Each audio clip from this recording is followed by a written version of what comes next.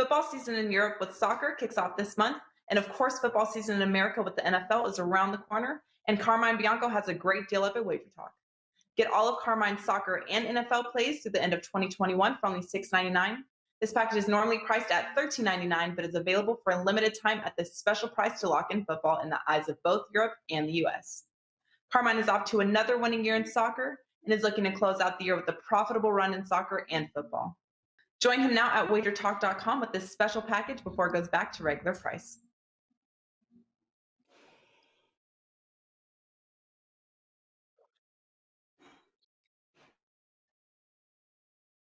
Hey guys, Carmine Bianco, WagerTalk.com with another edition of Stoppage Time. This is the Tuesday edition, World Cup qualifying. We are going to cover a couple games from Europe and a couple from the Octo group in North America, the CONCACAF group with the USA and Canada, both in action coming up. So we're gonna cover a couple games from there. With me from Sportsmemo, it's Pavlos Laguretos, and from WagerTalk.com, Nick Borrman and Kevin Dolan. Let's bring them in. Nick, I'm going to go to you first. Absolutely hot run right now, 10-0 streak going on in soccer.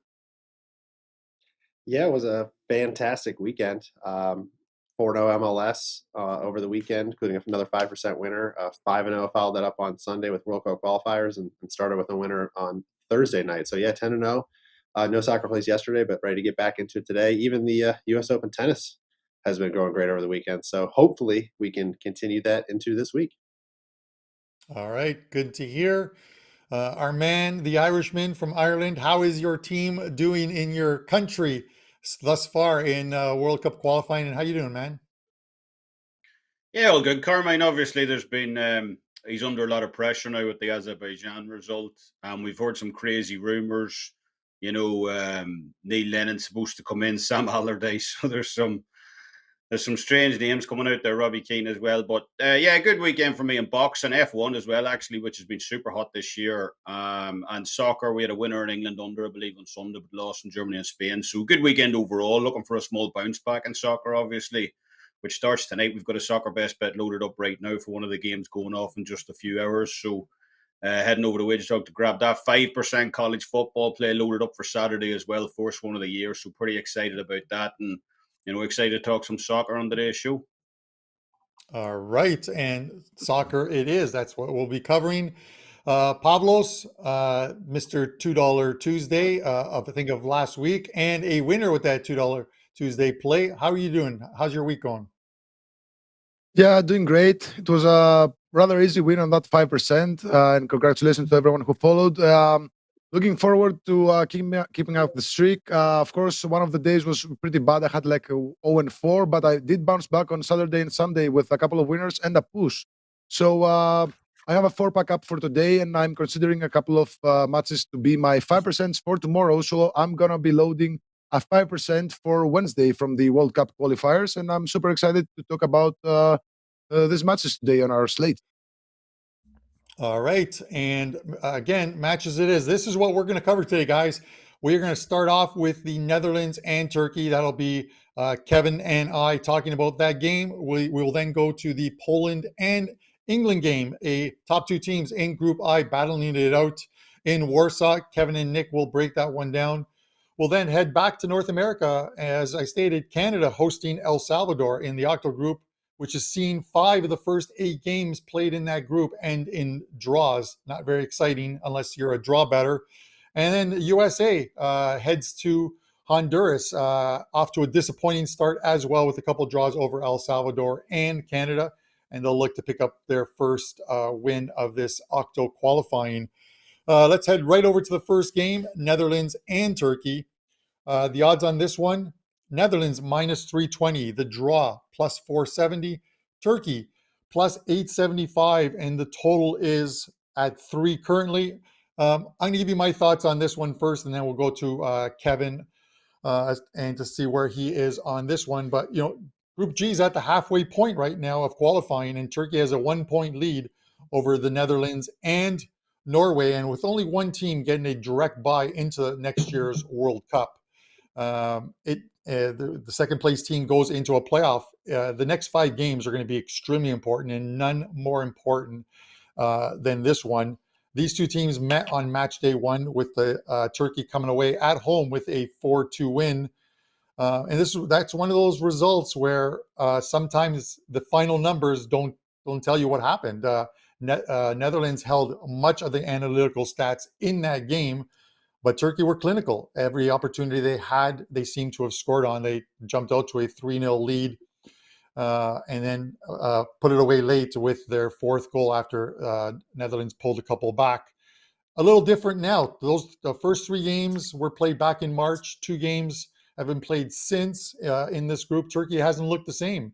They haven't looked the same even going back to the Euros where teams expected a lot from them. They're a draw and a win, not a very convincing win at that. And then you have a Netherlands team, and this team is now firing on all cylinders. The important thing in this game is they have Virgil van Dijk back on defense. He wasn't available in that 4-2 loss. This team likely isn't going to concede, and if they do, they've got the offense that's clicking right now. You got to look at Memphis Depay, Berghaus, De Jong, Klaassen, even Kakpo. They are scoring at will, it seems. I'm waiting to hear what Kev has to say on this, but listen, there's only one way to play this game, in my opinion. You can't lay that big a number. You can lay the -1.5 here. I'm more likely to look at the results, total goals here, and go with Netherlands to win the game and over 2.5 goals. You're only laying $1.10 on that. And that, for me, that's the play here. Kev? Absolute snap, Carmine, because that's exactly what I have written down as well. Netherlands and over 2.5.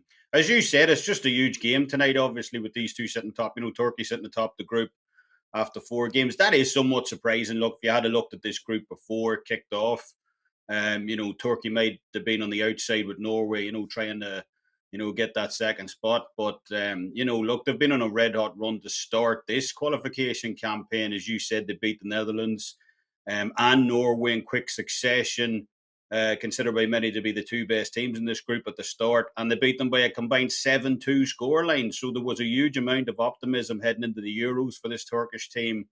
Lots of people, including myself, actually thought a 50-1.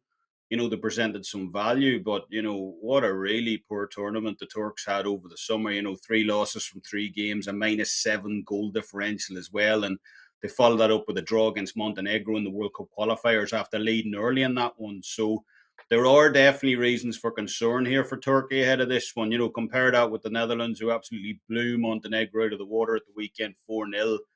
And both of those teams seem to be heading on different trajectories right now in terms of form between the Netherlands and Turkey. Netherlands had a disappointing Euro 2020 themselves, it must be said. But, getting rid of Frank de Boer has gone a long way to fixing those issues for me. Louis van Gaal is an old hand at this job at this stage, seems to have put his shape back on this team yet again. And I just think Netherlands look too strong for Turkey tonight. Holland have scored 2+ goals in 11 of their last 13 international matchups and all. They'll be aware of Norway potentially grabbing top spot as well if they slip up again here. And both the combination of, a Frank de Boer-led Dutch side last time out, plus that Burak Yilmaz hat-trick in that first game was almost a perfect storm for Turkey. And I just don't see that happening again here, against this Louis van Gaal-led side. Netherlands, for me, in this one, look the side. Plus goals, as you said, as well as outside of their poor Euro 2020 campaign. Turkey have actually been pretty solid in front of net. They've scored in 8 of the last 10 competitive matchups. So I wouldn't be in a rush to completely fade them from scoring here tonight either. The Netherlands to win over 2.5 prop, as you said, is going off at a -110. That's likely the way I'm going to play this one before kickoff as well, as I do expect the Dutch to grab the victory here, and what should be a fairly high-scoring game later tonight. So, yeah, Netherlands over 2.5 as well for me. All right, that's Kevin Dolan of WagerTalk.com. Guys, it's Tuesday, so obviously it is $2 Tuesdays at WagerTalk and Sportsmemo. $2 Tuesdays is where you can get a featured cappers play at both sites. Their play for only $2. It's a play that normally goes for either $35 or $25. Again, only $2. Over at WagerTalk, it's Gianni. Gianni kills it each and every year in NFL, and he's got a play up for only $2 at WagerTalk. Along with that play are some great promos you can take advantage of. And at Sportsmemo, Teddy covers college football play. Same thing with Teddy. That was absolutely fantastic in college, and you can get his best play on the card for only $2. So head over to WagerTalk and Sportsmemo and take advantage of $2 Tuesday. All right, guys, I'm going to have another promo for you guys with around the corner after this game, because Champions League starts next week in earnest, and I've got a great deal out for you guys to take advantage of next week. But let's get to another big game in Europe, Poland and England. Top two teams in this group. England off to a great start. Obviously, the odds of this game: Poland plus 435, the draw plus 270, England minus 140, and the total is 2.25 goals. That's a split line of 2 and 2.5. Nick and Kevin are going to break down this game. Nick, I'm going to go to you first on this one. England started, obviously they kept some of their best players on the bench for much of that Andorra game, but brought them on in the second half. That game was still very close at that point, and then they brought on the troops and came away with a 4-0 win. Poland found the back of the net just pretty much on every shot they took on San Marino. It seems a 7-1 win. Give me your thoughts on this one. Everybody scores 7 goals on San Marino. It's pretty sad, in all honesty, that England had to bring on everybody in that second half against Andorra. I mean, if they were up 3-0, I doubt that would have happened. But anyway, so a couple extra minutes there. Some of these guys, I don't think it's a big deal for this game, but definitely going to be a hard-fought game here. The only chance, in my mind, Poland has of winning this group is winning this game. So this is all or nothing for Poland, while England more than happy to walk away with the draw. If they get a draw out of this, there's no way Poland's going to catch them in this group. So to me, this is a Poland must-win type of a game, and I see this playing out very tough, very physical. I don't see a lot of chances going either way. I like the under here. It's set low at 2.25, but for good reason. Defensively, England, we saw how good they were during the Euros, and you can't really take too much away from their 2-4-0 wins they've had during qualifying this past week, as obviously they didn't play two of the best teams. Although Hungary's a decent side, but Andorra's a joke. And Poland's, San Marino. We could probably go out there and beat San Marino, which is pretty sad. And then Albania is actually a decent, tier C type of a team, but again, easy work for them. So, the last time these two teams met, this will be the second time they are playing in the qualifiers. England did win 2-1 in London, but the total XG, expected goals in that game, was only 1.8. England had the advantage, 1.35 to 0.55. Poland were only able to generate 4 shots in that game, just 4, and one of those on goal. And the way, like I said, the Three Lions have been playing on defense dating back to the Euros, I see them clamping down quite a bit here. Again, I don't see a lot of reason for England to push for anything here, especially, if England open up this game with a goal, if they're the first ones to score, I see this kind of going into lockdown mode. And because, again, at that point, it's like, all right, well, worst case scenario is maybe Poland pulls one back and we draw, and it doesn't matter to England. They don't need to win this game. They don't need to push. Another reason I like the under is, if it's tied 10, 15 minutes to go in this game, England do not have to go for anything. Poland probably will push for everything, which may open up something on the back end for England. But I don't think that's going to be the case. I think the under is a very, very good play here. If I'm choosing a side, I actually would go towards Poland for those reasons of England not really needing to win this game and them trying to push for it. I just think if England does win, it's probably by a goal. And right now, Poland is plus 3/4 of a goal. So, that's only half a loss on that type of a wager. So I think it's pretty decent value there. But my favorite play here is going with the under. All right. Nick Borrman of WagerTalk.com. Kev, I'm going to go to you for your thoughts on this game. But this is, as Nick said, it's a game. The match day 3, these teams met in England, with England coming away with a 2-1 win. They needed an 85th minute goal from Maguire to secure that 2-1 win. I think this is one of those ones where you look at the group, and Poland second on 10 points in that playoff spot. If we concede the group to England, and then you've got Albania on 9, Hungary on 7. So stealing a point from England is the same as getting a win. I have to believe here. Any points you can pull off the Three Lions is going to be a win for any team in this group. Give me your thoughts on this one. What's the opposite of snap? Is it unsnap, anti-snap? Whatever that is. I actually quite like the over. It's probably not going to make my card. But that's the way it was looking here. England, as Nick said, they struggle a little against Andorra at the weekend. We saw effectively their backup squad take centre stage. Patrick Bamford, Lingard, Bellingham, Johnson, and so on. And, but even on paper, that team is ridiculously strong. And just looking back to the Euros, actually, I really do think they need to be kicking themselves for not winning that title. England, always a team saddled with the wrong manager at the wrong time for me. Sven-Goran Eriksson taking charge of their golden generation back in the mid-2000s. Frank Lampard, Stevie G, Wayne Rooney, and so on. And, now they've got ultra-pragmatic Gareth Southgate in charge. And, they'll always do well in these type of games, but it's putting me off them backing for next year's World Cup, for instance, in a major tournament. But, Poland showed how resilient they are back in March. As you guys said, in Wembley, England were big favourites ahead of that game, yet they needed that Harry Kane penalty and an 85th minute winner, should I say, from Harry Maguire, as you said, Carmine, to squeeze past the Polish 2-1 in that game. And, there was no Robert Lewandowski for the Poles in that game either. I actually, as I said at the top, like the look of the over 2.25 here. England will be back to full strength after Southgate's 11 changes in the last match. And, as we said, Robert Lewandowski returns from Poland. He scored 6 goals in his last 4 qualifiers. So he is looking fairly sharp right now. England have scored at least 2 goals in 5 of the last 6 head-to-heads against Poland across all competitions, while over 2.5 goals is cashed in 17 of Poland's last 18 World Cup and World Cup qualifier games combined. So we do have history on our side.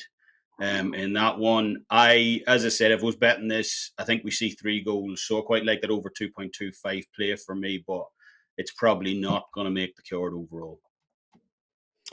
All right, Kevin Dolan, WagerTalk.com. You can find his plays there. Just click on the cover pages and you'll find Kev.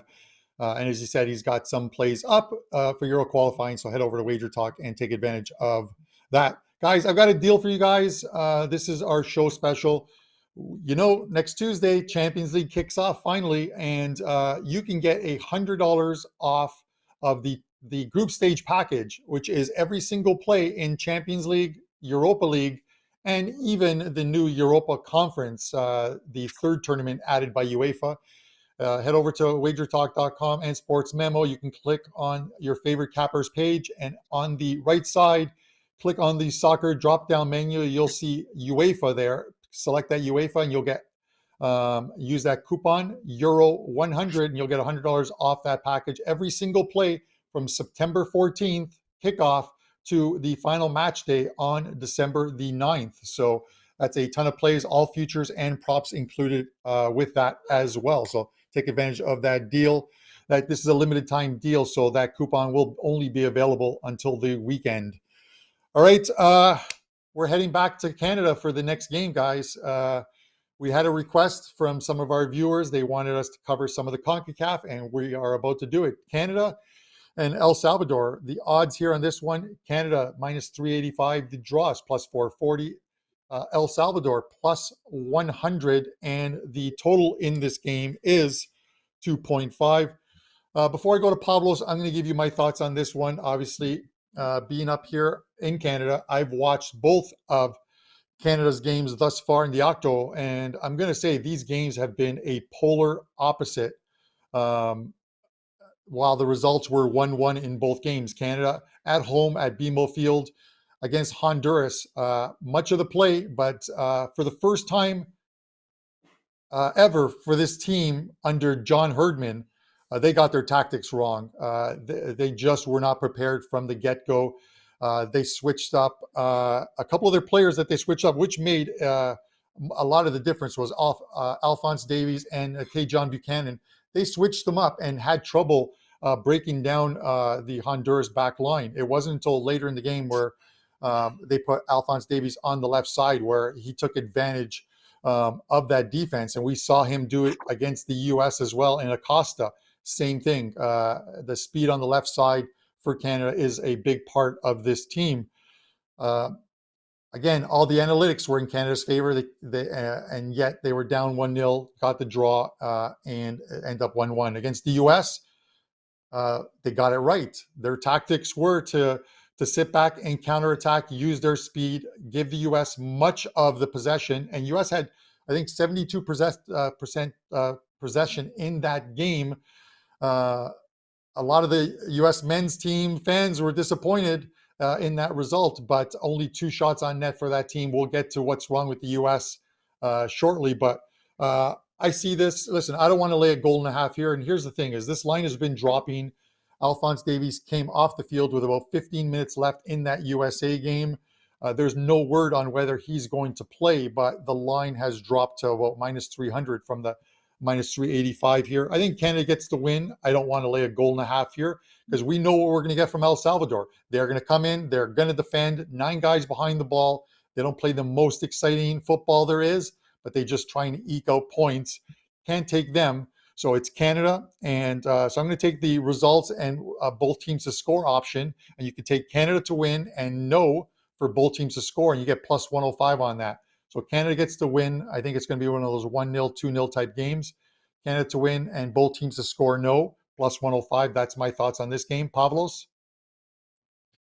Yeah, Canada's defense has been struggling a little bit. They've only kept, actually, they haven't kept a single clean sheet in their last 7 matches, and they've won just 1 of their last 5. And yeah, one would expect that with the addition of Davis and David from Lille, because they were absent in the Gold Cup, in the matches that Canada played in the Gold Cup, those 2 guys, which are very, very quality guys, they were missing. So I would expect that with those guys back, they would do much better in the World Cup qualifiers, but they didn't. And they somehow struggled creating chances against USA. But of course, we know that USA are a very good defensive side, especially lately. But yeah, El Salvador, you said it, Carmine. They will play very strong defense like they always do. The thing with El Salvador is the fact that they haven't lost by more than 2 goals in quite a while. I think their last loss by more than 2 goals was back in June 2019, and they have lost in in the process. They lost to Qatar in the Gold Cup by 3-2. They lost to Mexico by 1-0. They do lose, but they don't get destroyed. So I would expect them to, since they started off with a couple of draws, I think they would be more than happy with another draw here. So that's what realistically they would expect from their away match at Canada. But yeah, I think that Canada are under some pressure right now. I think they will blow up anytime soon. I'm not so sure if El Salvador is the team to blow up against, since they're really solid defensively. As I said, they're not getting destroyed by any team in the past couple of years. So I would be interested in backing El Salvador with plus 1.5 goal, but I'm seriously in doubt of whether Canada will bounce back in this match or not. So I do like the over 1 goal in the first half. We saw at least 1 goal in Canada's. I think in the entire Gold Cup they had at least 1 goal in the first half. The only match that they didn't get a goal was against USA. I think that Canada will want to start the match, very strongly, especially when it's played at home. And I think we'll see at least 1 goal in the first half. Worst case scenario is a push, but the over 1 goal in the first half goes at minus 115 at DraftKings, and I really love that play. I also love your play, Carmine. Pavlos Laguretos, the Sports Memo. And the thing about this group is it's quite simple. You got to win your games at home and then hope to pick up some points on the road with some draws. Canada didn't do it in that first game against Honduras. They left 3 points. A couple points on the field as they came away with the draw. So this is a crucial one for them. It doesn't mean crucial doesn't equate into wins, but this is a game that they should win because the next international break will see them. Their 3 games, they'll head to Mexico, which is always a tough out, and then a game in Jamaica before returning home to face Panama. So they're going to need to get 3 points, I believe, out of this one. All right, guys, the final game we are going to cover, Honduras and the USA. Let's look at the line on this one. Honduras at home, plus 680. The draw, plus 300. USA, minus 225. And the total is 2.5 here. Again, both these teams coming off of 2 draws thus far on match day 1, match day 2. So you look at this game, and I'm going to go to Nick first on this one. Nick, the problem with the U.S., people aren't happy with Berhalter. It's all I'm seeing is the hashtags Berhalter or G out. They want him out of there. It hasn't been a great start for them, but this team, and you saw it in the post game interview from Christian Pulisic. They asked him what he thought. He goes, "We need to create more chances. We need something new." Whether he's talking about the manager in this case, I'm not really sure. But this team has some problems. Even though I expect them to qualify, it's going to be Mexico and USA probably in those top two spots. There's something wrong with this team, and they've sent home Weston McKennie for the second time. This guy has broken COVID protocols. He did it with Juventus by hosting a party, and he did it again prior to the U.S. men's game against Canada. He sat out that game, and they've sent them back to Italy. Give me your thoughts on this team. Yeah, McKennie is their leader, man. They need him in the clubhouse. They're so much better with him on the field. And as far as Berhalter goes, they loved him in the summer when they beat Mexico in the Nations League, and then again in the Gold Cup. So, boy, can your opinion change after just 2 games? Which, listen, 2 draws is not what the USA needs. They need to win, especially like you mentioned, Carm, the home games. So that result against Canada was certainly a disappointment. But offensively, they're lacking. A lot of creativity. They had about a 15-minute, maybe even only 10-minute spurt coming out of that second half against Canada when they scored that goal that they looked like they should look. And then quickly Canada, equalized, and then that was it. I mean, the U.S. did not get much chances after that going forward. It was pretty disappointing, I guess you could say, as a USA fan. This game to me is kind of like a carbon copy of the England-Poland game. I like the under first and foremost here. If we look at some past results, USA beat Honduras 1-0 in the Nations League, but it was a very close match. USA took 10 shots compared to Honduras 7 in that game. Both teams 4 on goal, so just not a lot of action either way. USA's winner came in the 89th minute in that game, so who knows? It could have gone extra time in that one and changed the whole contest of the Nations League. But anyway. Honduras definitely out for revenge here. They've drawn each of their first 2 games in identical fashion as USA. Both teams played to 0-0 draws against El Salvador, and both teams played to 1-1 draws against Canada. Honduras, I would imagine, would be the happier of the 2 with those results. But, if you look at everything in those games, there really was not a lot of action in any of these 4 games in this group. Like I mentioned already, USA, after scoring that goal against Canada, it was nothing. It was nothing after that, and Canada equalized, and they did everything they needed to after that. At that point, USA, the one thing they still have going for them is defensively, they've still been pretty solid. They're not allowing a lot of chances. They did allow Canada to break a couple times, which of course they have to be careful of as they try to push for these wins, because now they're out on the outside looking in, so they're going to start to play a little bit more desperate. Although, listen, people panic early. It's 2 games. There's 14 in this group, so there's plenty of time, but you don't want to dig yourself a hole. So because of that defense, USA has now played to 6 straight unders, and I think it's very crucial for USA to just shut up some of the critics right now to get a result here, to get a win. Will they do it? I don't know, but I like the under more so. And if actually I'm going to choose a side, I'm probably going to go with Honduras here at plus 3/4 of a goal. Similar reasons, of the fact that, if USA is going to win, it's probably going to be close. It's probably going to be by a goal. Otherwise, in Honduras, I would not be surprised to see them play out, another draw from this group. But if you look at this, results between these opponents over the last year, sure, there might be score lines that look somewhat different, but the numbers behind it, a lot of the expected goals, all the shot metrics are very, very close. I mean, against Mexico, USA drew 0-0 in the Gold Cup, but they were outplayed almost identically as Honduras was, who lost 3-0. So, don't look at a lot of the scores in these type of games. Look at some of the stuff behind the numbers, and I think this game is going to be very, very close. I think it's going to be hard fought. I like the under. If I'm choosing a side, I would go Honduras, but I would stick with the total. All right, Nick Borrman, WagerTalk.com. Pavlos, I'm going to give you the last word on this one. You look at some of the takeaways of that game against Canada. Sergino Dest injured as well too. Don't know if he'll be playing or if he's actually returned back to Spain.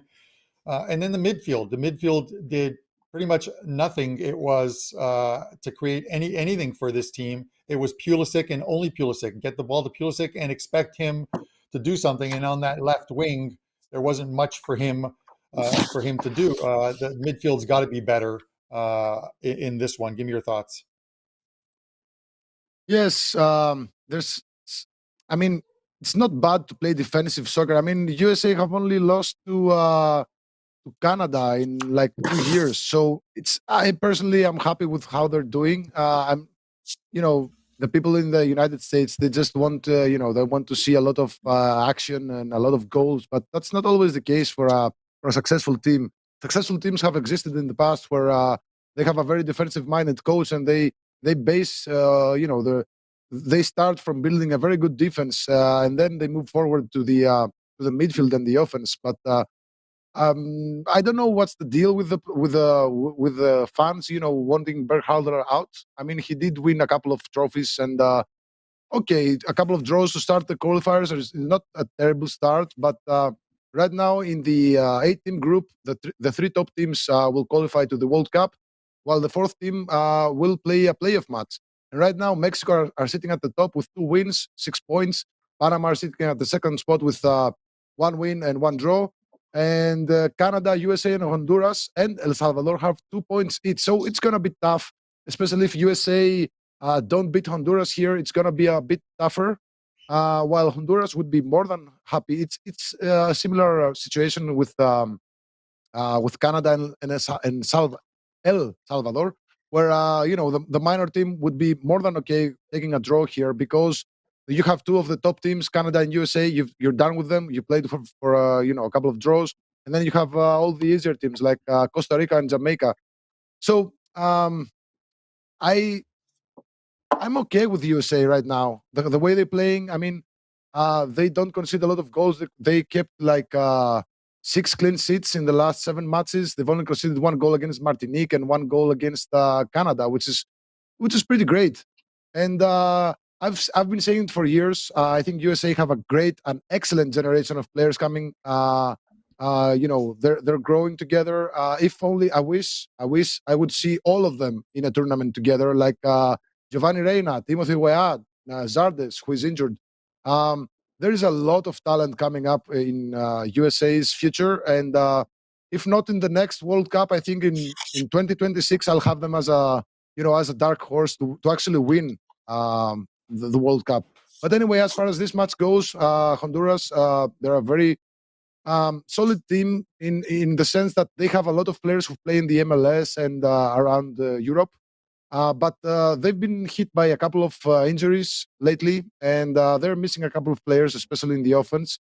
So that's gonna take away even more of what I had in my mind about picking the over here. But since I saw, a couple of injury concerns, also Zach Steffen was sent home because he's coronavirus positive.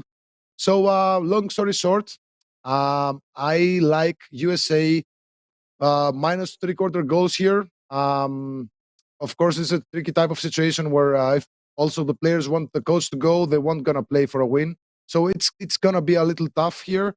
I like Nick's under. I think he was on the under 2.25 goals. But keep in mind that USA to win 2-0 is at plus 140, and 5 of the last 6 wins for USA have come by the exact 1-0 score. So USA to win 2-0 at plus 140, and USA to win by 1-0 plus 500 for me. Yeah, there you have it. Pavlos Laguretos of Sportsmemo with his breakdown of the Honduras and USA game. And it'll be an interesting one. While I think the USA get the win, obviously Berhalter is on the hot seat there, and a lot of people are mentioning the fact that he was given the job by his brother Jay, who has since left the U.S. Soccer Federation, but did put him in charge. Let's see if this team can perform on match day 3 here and get the 3 points to move second in this group. All right, guys, thanks for tuning in. Don't forget, it's $2 Tuesdays at WagerTalk and Sportsmemo, where you can get a featured Cappers Place for only $2 over at WagerTalk. It's Gianni He has a play in the NFL. Johnny kills it each and every year in the NFL. And over at Sports Memo, it's Teddy Covers. Teddy has been fantastic in college football, and you can get his best play for only $2.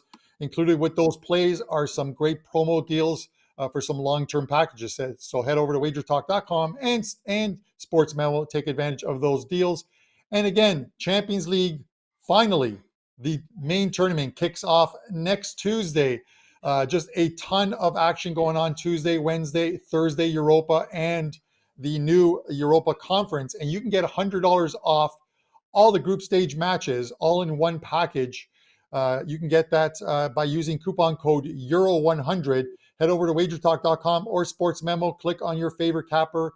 On the right side in the soccer drop-down menu, you'll see a package called UEFA, and that is the UEFA group stages. Every single play from September 14th to December the 9th in those three competitions for one great package and deal. Every futures play, every prop play.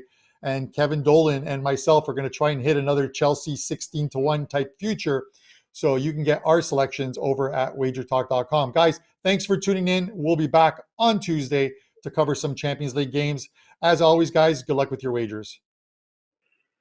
Tuesdays is known as $2 Tuesdays at WagerTalk.com and SportsMemo.com, where you can get the hottest handicappers, best bet, or daily package for only $2.